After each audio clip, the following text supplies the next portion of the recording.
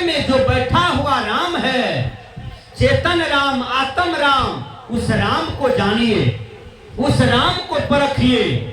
वेद के ऋषि कहते हैं प्रज्ञा नाम ब्रह्म, ज्ञान ही ब्रह्म है। तत्वमसि वह तू ही है, अयमात्म ब्रह्म, यह आत्मा ही ब्रह्म है। अहम ब्रह्मास्मि, मैं ही ब्रह्म हूं। बुद्धस आत्मानि देवता, बुद्धिमान के लिए यह आत्मा ही देवता है।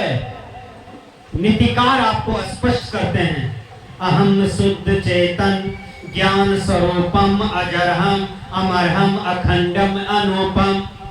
मैं शुद्ध चेतन आत्मा हूं, अजर हूं, अमर हूं, अखंड हूं, अविनाशी हूं। लेकिन आत्मा का ज्ञान होना चाहिए। आप शरीर नहीं हैं, आप शरीर में रहने वाले आत्मा हैं, इसका ज्ञान हो। आप ब्राह्मण नहीं है, क्षत्रिय नहीं है, वैश्य नहीं है, शूद्र नहीं है, आप मर्द नहीं है, पुरुष नहीं है, आप जादव, पासवान, डोम, चमार, धरकार, जादव, ये सब कुछ नहीं है। आप शुद्ध चेतन आत्मा है। अहम शुद्ध चेतन आत्मा, आप शुद्ध चेतन आत्मा है। ये कबीर विज्ञान बतला रहा है, ये गीताकार बतला रहा है। और आपका स्वरूप जो है वह अमर है। आपका स्वरूप के बारे में भगवान कृष्ण गीता में कहते हैं, नैनम छिन्दन्ति शस्त्राणि नैनम दहति पावका न चैनम कलेद्यांत्यापो न शोष्यति मारुता। हे आत्मा, हे अर्जुन, यह आत्मा को न शस्त्र काट सकता है, न पानी छू सकता है, न अग्नि जला सकता है, न वायु सुखा सकता है। प्रकृति का कोई भी पदार्थ ये आत्मा का कुछ भी बिगाड़ नहीं कर सकता है। अर्जुन, यह आत्मा अमर है, इसको मारे जाने पर भी इसका कोई स्पर्शन नहीं कर पाता है, क्योंकि यह अविनाशी है, यह अमर है, वही रूप तुम्हारा सत्य है। विचार कीजिए, एक लकड़हारा जंगल में लकड़ी बेच रहा था। उसकी पत्नी लकड़हरनी कहती है, जब लकड़ी हो गया पूरा तब तक में शाम हो गया। लकड़हरनी कहती है, पतिदेव जल्दी जल्दी गट्ठर बांधिए, संध्या आने वाली है, संध्या होने वाली है, जल्दी जल्दी कीजिए। पतिदेव, बगल में एक बाघ छिपा हुआ था, झाड़ी में बैठा हुआ था। बाघ सोचता है कि ये दोनों बोलते हैं कि जल्दी जल्दी कीजिए, संध्या आने वाली है, हमको डर लग रहा है, अब हमको बर्दाश्त नहीं होगा, जल्दी जल्दी कीजिए, संध्या आने वाली है, हमको डर लग रहा है। आप लोग भी नहीं कहते हैं, हे जल्दी जल्दी करो, सांझ ढाक ले, आप घर चलो, क्या कहते हैं? तो लकड़हरनी यही बात कर रही थी।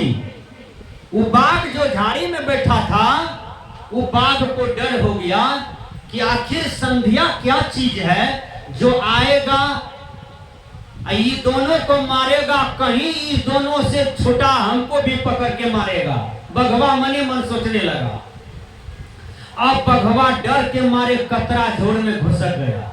देखिए, कतरा झोड़ में घुसक गया डर के मारे कि संध्या आएगी, ये दोनों को मारेगा, उसके बाद हमको मारेगा, इससे बढ़िया है हम छुड़ा जाते हैं।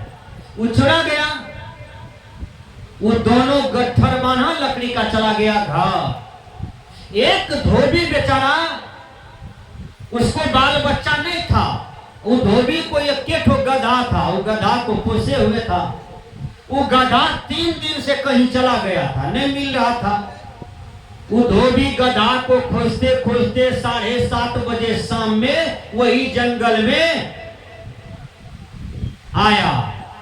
अब वो अनहार में बघवे को कान पकड़ लिया जोर से, कहा 3 दिन से तुम चुरा करके यहाँ बैठा था। गुस्सा के मारे बघवा को 7-8 मुक्का देते चला गया। अब बघवा सोचता है संध्या तो नहीं आ गया, वही हमको पीट रहा है, अब क्या होगा। 7-8 मुक्का जो मारा, वो सोचा मेरा गधा है।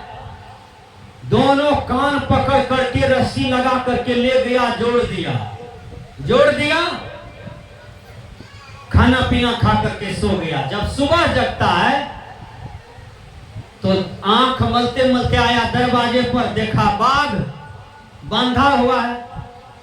वो आदमी सोचा रे हम तो गधा लाए थे, बाघ कैसे हो गया है। वो तो अनहार में बाघे को पकड़ के लाया था गधा समझ करके।